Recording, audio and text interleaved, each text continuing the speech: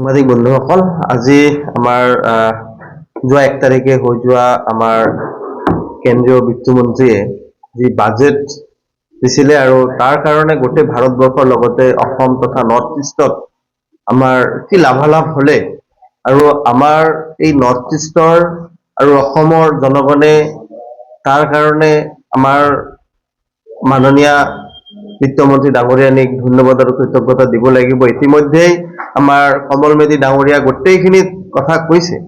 বিশেষকৈ আমাৰ অসমৰ লগত দিল্লীৰ যিটো সম্পৰ্ক আছিলে এই সম্পৰ্কটো যোৱা 2014 চনৰ পৰা আজিলৈকে যিমান ধুনীয়াকৈ আগবাঢ়ি যাবলৈ সক্ষম হৈছে এটা কাৰণতে যে আমাৰ কৰ্মদক্ষ মাননীয় মুখ্যমন্ত্ৰী আমাৰ ডক্টৰ হেমন্ত বিশ্ব শৰ্মা ডাঙৰীয়া, আমাৰ প্ৰাক্তন মুখ্যমন্ত্ৰী সৰ্বানন্দ সোণোৱাল ডাঙৰীয়া আৰু আমাৰ মাননীয় প্ৰধানমন্ত্ৰী শ্ৰদ্ধা নৰেন্দ্ৰ মোদী ডাঙৰীয়াৰ যি সংযোগ, তেওঁলোকৰ মাজত উন্নয়নৰ যি চিন্তাধাৰা নৰ্থ ইষ্টক লৈ বা ভাৰতবৰ্ষক লৈ আৰু ভাৰতবৰ্ষক যেহেতু বিশ্বৰ বুকুত প্ৰতিষ্ঠা কৰিবলৈ নৰেন্দ্ৰ মোদী ডাঙৰীয়াই এক চেষ্টা চলাই আছে আৰু তাৰ লগত যেহেতু নৰ্থ ইষ্ট বা অসমখনক যদি আগুৱাই লৈ যাব নোৱাৰে তেতিয়াহ'লে এই যি ভাৰতবৰ্ষক বিশ্বগুৰুত আসন দিয়াৰ যিটো সপোন সেই সপোনটো হয়তো বাস্তৱ ৰূপ নল'ব।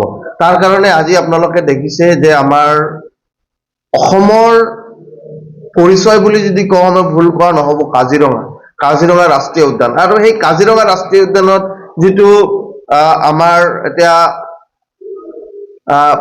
ফ্লাইঅভাৰ নিৰ্মাণ হ'বলৈ গৈ আছে, তাৰ কাৰণে আমি এই সংবাদমেলৰ জৰিয়তে মাননীয় মুখ্যমন্ত্ৰী ডাঙৰীয়া আৰু মাননীয় প্ৰধানমন্ত্ৰী ডাঙৰীয়াক আমি ধন্যবাদ আৰু কৃতজ্ঞতা জনাইছো। আৰু অসমৰ প্ৰতিটো জিলাৰ আজি আমি মানকাচৰৰ কথা যদি কওঁ, মানকাচৰ আচলতে এনেকুৱা এটা জিলা আছিলে যে অসমৰ বিভিন্ন জিলাৰ পৰা একেবাৰে এটা সংযোগ বিচ্ছিন্নতাৰ গৰাত আছিলে, কিন্তু সেইটো মানে ইমান ধুনীয়াকে এটা ব্ৰিজ নিৰ্মাণ কৰিছে একমাত্ৰ মাননীয় প্ৰধানমন্ত্ৰী আৰু মাননীয় মুখ্যমন্ত্ৰী ডাঙৰীয়াৰ কাৰণে এইবোৰ কাম হ'বলৈ সক্ষম হৈছে।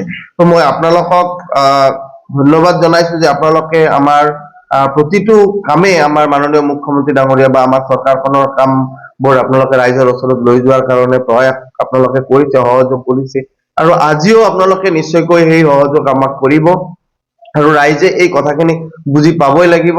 কাৰণ যদি অসমখনক মাননীয় মুখ্যমন্ত্ৰী ডাঙৰীয়াই 5 ৰাজ্যৰ ভিতৰত এটা ৰাজ্য কৰিব বিচাৰিছে তেতিয়াহ'লে অসমৰ ৰাইজেও সহযোগ কৰিব লাগিব, মুখ্যমন্ত্ৰী ডাঙৰীয়াৰ হাত শক্তিশালী কৰিব লাগিব।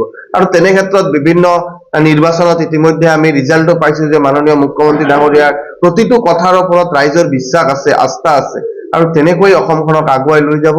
আপোনালোকৰ জৰিয়তে মাননীয় মুখ্যমন্ত্ৰী ডাঙৰীয়া আৰু আমাৰ প্ৰধানমন্ত্ৰী ডাঙৰীয়া, আমাৰ বিত্তমন্ত্ৰী ডাঙৰীয়া নিৰ্মলা সীতাৰামন বাইদেউ ডাঙৰীয়ানীক মই ধন্যবাদ আৰু কৃতজ্ঞতা জনাইছো আৰু অসমৰ ৰাইজক আহ্বান জনাইছো, অনুৰোধ জনাইছো যাতে সদায় এনেদৰে মাননীয় মুখ্যমন্ত্ৰী ডাঙৰীয়াৰ হাত শক্তিশালী কৰে। এই আপোনালোকৰ জৰিয়তে মই অনুৰোধ জনাইছো। ধন্যবাদ।